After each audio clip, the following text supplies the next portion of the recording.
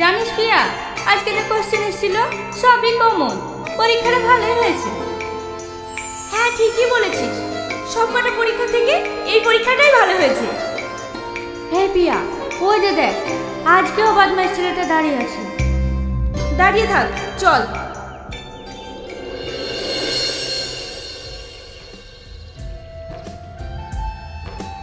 দাঁড়াও প্রিয়া, কি হলো?